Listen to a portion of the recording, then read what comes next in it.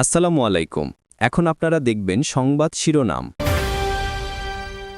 ২১-এর প্রথম প্রহরে ভাষা শহীদদের প্রতি রাষ্ট্রপতি ও প্রধানমন্ত্রীর শ্রদ্ধা নিবেদন।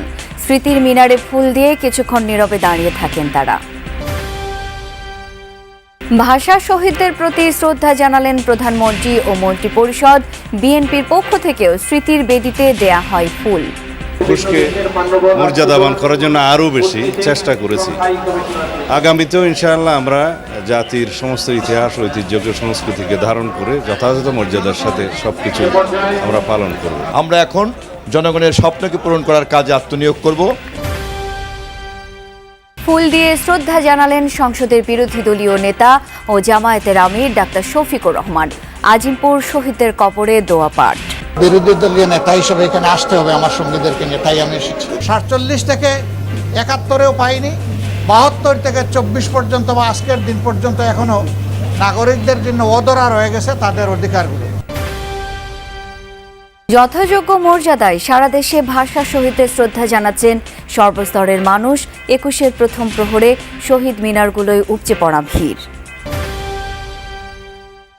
বাংলা ও বাঙালির এক অকৃত্রিম আবেগ ২১শে ফেব্রুয়ারি। রক্তের দামে কেনা বাংলায় কথা বলেন বিশ্বের প্রায় ৩০ কোটি মানুষ। ভাষার মাধুর্যের মায়ায় বন্দী হন ভিনদেশিরাও। এই জায়গায় ঢাকা বিশ্ববিদ্যালয় ছাত্র তাদের ভাষা অধিকার জন্য মিছিল করেছিল। আসসালামু আলাইকুম। এখন দেখবেন সংবাদ বিস্তারিত। যথাযোগ্য মর্যাদায় ও ভাব গাম্ভীর্যে পালিত হচ্ছে মহান শহীদ দিবস, আন্তর্জাতিক মাতৃভাষা দিবস। ২১-এর প্রথম প্রহরে ভাষা শহীদদের প্রতি শ্রদ্ধা জানিয়েছেন রাষ্ট্রপতি মোহাম্মদ শাহাবুদ্দিন ও প্রধানমন্ত্রী তারেক রহমান। পুষ্পস্তবক অর্পণের পাশাপাশি দোয়া ও মোনাজাতে ৫২ থেকে ২৪-এর শহীদদের প্রতি শ্রদ্ধা জানান সরকারের ঊর্ধ্বতন ব্যক্তিরা। মন্ত্রীরা জানান, এবারের ২১ মুক্ত ২১। ২১-এর চেতনাকে ধারণ করে গণতন্ত্র ও বৈষম্যহীন বাংলাদেশ গড়ার নতুন শপথ নেন রাজনীতিকরা। শিমুল রাঙ্গা দিনকে স্মরণ, মায়ের বুলি বাংলার জন্য প্রাণ বিলানো বীর শহীদদের প্রতি শ্রদ্ধা। তরতাজা তরুণ রক্তে মাখা স্মৃতির মিনারে অবনত বর্তমান। ৫২ ফিরে আসে ২৬-এর দারুণ শোকের রাতে। মহান ভাষা আন্দোলনের বীর শহীদদের প্রতি শ্রদ্ধা জানালো বাংলাদেশ। ২১-এর প্রথম প্রহরে কেন্দ্রীয় শহীদ মিনারে শ্রদ্ধা নিবেদন করেন রাষ্ট্রপতি মোহাম্মদ শাহাবুদ্দিন। রাত ১২টা বাজার ১ মিনিট আগে শহীদ বেদিতে পৌঁছান রাষ্ট্রপতি।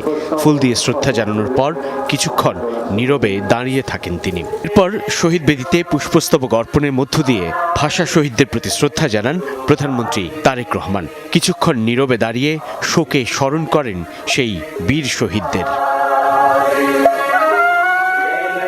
শহীদদের আত্মার মাগফিরাত কামনা করে দোয়া করা হয়।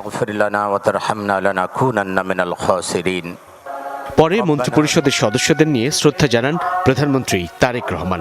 মন্ত্রিসভার সদস্য সহ এই সময় উপস্থিত ছিলেন তারেক রহমানের উপদেষ্টা পরিষদের সদস্যরাও। পরে দলীয় প্রধান হিসেবে নেতাদের সঙ্গে নিয়ে ভাষা শহীদদের প্রতি শ্রদ্ধা জানান বিএনপি চেয়ারম্যান।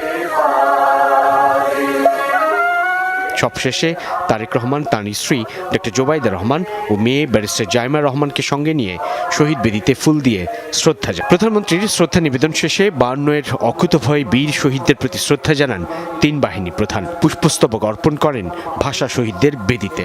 ছাত্রগণ অভ্যুত্থানের পরে মানুষের যে আকাঙ্ক্ষা, প্রত্যাশা, তার মধ্যে হচ্ছে আমাদের যেন আমরা জাতীয় সংস্কৃতি এবং ইতিহাসকে সর্বোচ্চ মর্যাদা দিই।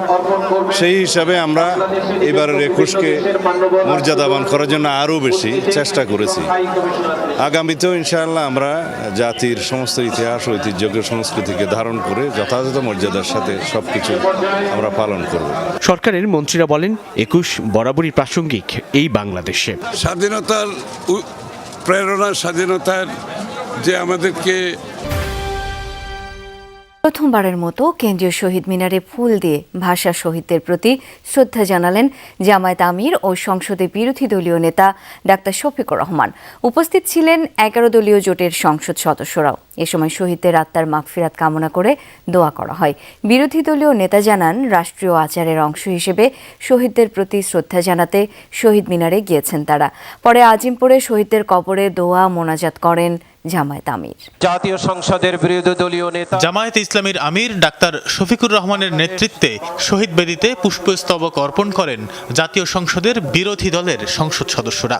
এ সময় বিরোধী দলীয় নেতা শফিকুর রহমানের সঙ্গে বিরোধী দলীয় চিফ হুইপ নাহিদ ইসলাম, সংসদ সদস্য এটিএম আজহারুল ইসলাম, হাসনাত আব্দুল্লাহ, আক্তার হোসেন সহ 11 দলীয় জোটের নেতারা উপস্থিত ছিলেন। জামায়াতে ইসলামীর কোনো আমির এবারই প্রথম শহীদ মিনারের বেদিতে ফুল দিয়েছেন সংসদের বিরোধী দলীয় নেতা হিসেবে। সেখানে তিনি 11 দলীয় জোটের নেতাদের নিয়ে মোনাজাত করেন।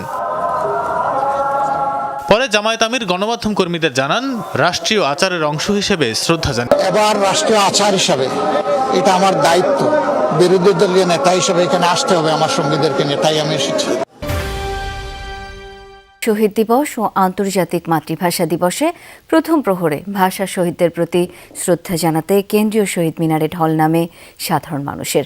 বিভিন্ন রাজনৈতিক, সামাজিক ও সাংস্কৃতিক সংগঠনের পাশাপাশি ব্যক্তি পর্যায়ে অনেকে এসেছেন শহীদদের প্রতি শ্রদ্ধা জানাতে। সবার হাতেই ছিল শ্রদ্ধার ফুল, প্ল্যাকার্ডে ছিল ভাষার মর্যাদা রক্ষার আহ্বান। মহান শহীদ দিবস ও আন্তর্জাতিক মাতৃভাষা দিবসে ভাষা শহীদদের প্রতি রাষ্ট্রপতি ও প্রধানমন্ত্রীর শ্রদ্ধা নিবেদনের পর সর্বসাধারণের জন্য উন্মুক্ত করে দেওয়া হয় কেন্দ্রীয় শহীদ মিনার। খালি পায়ে হাতে গুচ্ছ ফুল নিয়ে ভাষা শহীদদের প্রতি শ্রদ্ধা আর ভালোবাসা জানাতে শহীদ বেদিতে ভিড় করেন সাধারণ মানুষ। কেউ একা, কেউ পরিবারের ছোট্ট শিশুকে নিয়ে। বিভিন্ন রাজনৈতিক, সামাজিক ও সাংস্কৃতিক সংগঠন থেকে ব্যক্তি পর্যায়ে অনেকে এসেছেন ভাষা শহীদদের প্রতি শ্রদ্ধা জানাতে। ভাষার চেতনা ছড়িয়ে দেওয়ার পাশাপাশি বাংলা ভাষার অপব্যবহার রুখতে প্রত্যয় ব্যক্ত করেন তারা। 21 এই তারিখটাই বাংলা আর বাঙালির জন্য অকৃত্রিম আবেগের। রক্তের দামে কেনা বাংলা ভাষায় কথা বলেন বিশ্বের প্রায় 30 কোটি মানুষ। হাজারো ভাষার ভিড়ে বাংলার অবস্থান সপ্তম। যারা প্রবাসে থাকেন তারাও বাংলার জন্য হন আবেগতাড়িত। আবার ভিনদেশিরাও বাংলাদেশে এসে মায়ায় পড়েন এই ভাষার মাধুর্যের। মায়ের মুখের মধুর ভাষা নিয়ে ভাবাবেগের কথা জানাচ্ছে আচ্ছাদিত কানাডার আলবার্টা শহর। এখানেই বসবাস দেশ ছেড়ে বিদেশে পাড়ি জমানো মুহতামিম নাইমের। দীর্ঘ প্রবাস জীবনেও তিনি কাটাতে পারেননি বাংলা ভাষার মায়া। একটু সুযোগ মিললেই বলতে চান মাতৃভাষা, আড্ডাটাও দিতে চান ঠিক বাংলায়। কানাডায় বসবাসরত অন্যান্য বাংলাদেশিদের মধ্যেও রয়েছে ভাষার জন্য এমন অতল মায়া। বাংলা আমার কাছে শুধু একটি ভাষা নয়, এটি আমার শেকড়, আমার অনুভূতি এবং আমার আত্মার ঠিকানা। বাংলায় কথা বললেই মনে হয় যেন আমি আবার বাংলাদেশে ফিরে গেছি। সারাদিনের পরে নিজের ভাষায় যদি একটু মারতে না পারি, এটা যে আসলে আমরার ভিতরে কতটা হাহাকার তৈরি করে, আপনারা আসলে বিদেশ না এলে বুঝতে পারতেন না। বাংলার প্রতি নারী ছেঁড়া টান ইউরোপীয় দেশ ফ্রান্স কিংবা দক্ষিণ আফ্রিকাতেও একই রকম। 6-7 বছর বাংলা শিখছি আপনার ভাষা। এই ভাষাটা খুব পছন্দ করি, এমনকি মায়া হচ্ছে আমার সবচেয়ে প্রিয়।